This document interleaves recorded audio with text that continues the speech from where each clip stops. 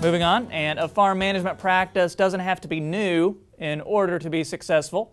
Homesteaders from 100 years ago or more were using various species of livestock to keep their pastures in order and put food on the table for their families. Now, other ranchers are taking their lead and learning that livestock diversity can be key when it comes to maintaining a healthy farm. It's a concept that's as old as the farm itself. Multi-species grazing uses different animals to target different areas of your land, with the goal of making the best use of the pasture and the animals on it. Greater than 90% of America's industry for a long time was agriculture. And so everybody had a little herd of pigs even, sheep and goats and cattle and all these different forms of protein for meat and for milk and for fur and for fiber. And so it's been a big part of agriculture as long as humanity has existed. It's only been in the past 100 years where people have been able to really focus on raising any one species. Ranchers like Sage Askin see the benefits in relying on more than one type of livestock. He's been employing the idea of multi-species grazing for 4 years on ranches in Wyoming and Montana. He says the key to being successful is finding the right mix of animals and available forage. The components of multi-species grazing, just at the most basic level, for us is that we have cattle that usually most people already have on a ranch.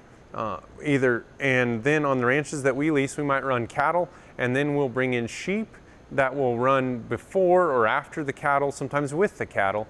And we also have goats if we have a browse component on that ranch. And so we just try to adapt the livestock to the resource, the forage resource that's available. So if there's a lot of browse, if there's a lot of brush and things like that, we start thinking more towards having some more goats on that operation. The proper planning and understanding what different animals offer can pay off in terms of monetary gain and environmental sustainability.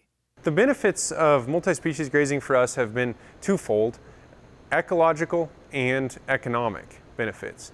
On a pound-for-pound basis, meaning that for every pound of body weight of animal on the range, a little critter such as a sheep and a goat will be more profitable than a bigger critter such as a cow.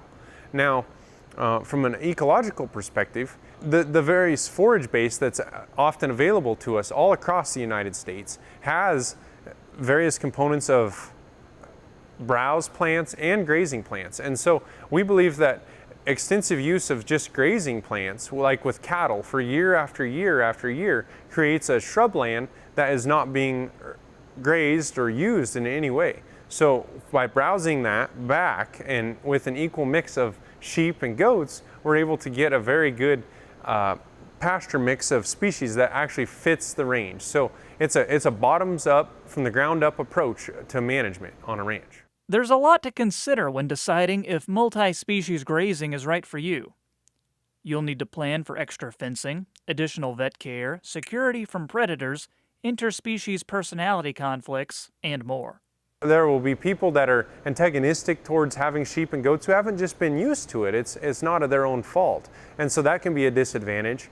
Another disadvantage can be having to go out and find markets to sell those livestock that you might not be used to selling. As well, the environmental impacts. Both sheep and goats are a little tougher to winter, to carry through the winter in our tough, rugged Wyoming winters.